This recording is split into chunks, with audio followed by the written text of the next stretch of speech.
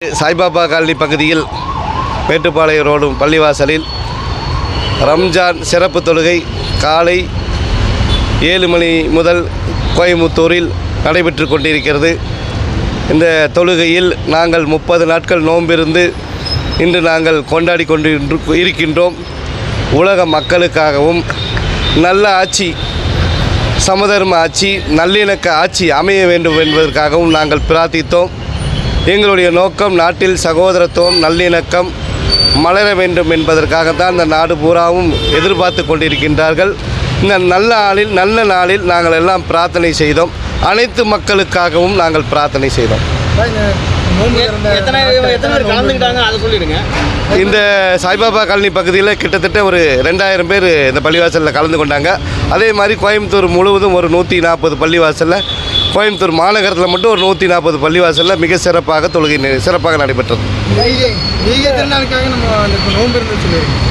அது 30 நாட்கள் நோன்பு இருந்து இன்றைக்கி மிக சிறப்பாக ஏழைகள் இல்லா சமூகத்தை உருவாக்க வேண்டும் என்பதற்காக 2.5% ஜக்காத்தை கொடுத்து இன்று யாரும் பசியோடு இருக்கக்கூடாது, அதே ஏழை மக்கள் அனைவரும் நல்லா இருக்கணும், உலக மக்கள் அனைவருக்காகவும் பிரார்த்தனை செய்தோம்.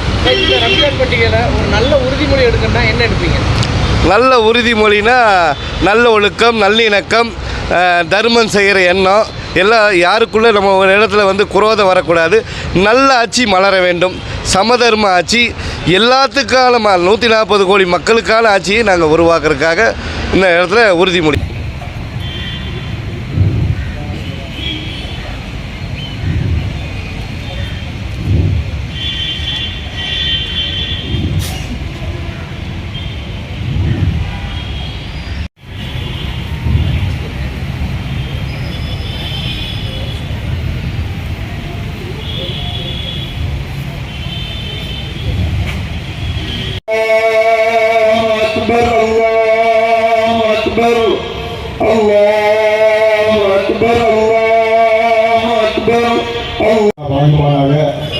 என்றென்றும் அவர்கள் தன்னுடைய பணியில் ஈடுபட்டு சேவையை செய்யுமாறு கேட்டுக்கொள்கிறேன். மேலும் நமது ஜமாத்திற்காக மற்றபடிய ஜெயிலுல்லாஹுதீன் ரஹ்மத்துல்லா நசீர் ரியாஸ் ஆசிக் ரியாஸ் சீக்கிரம்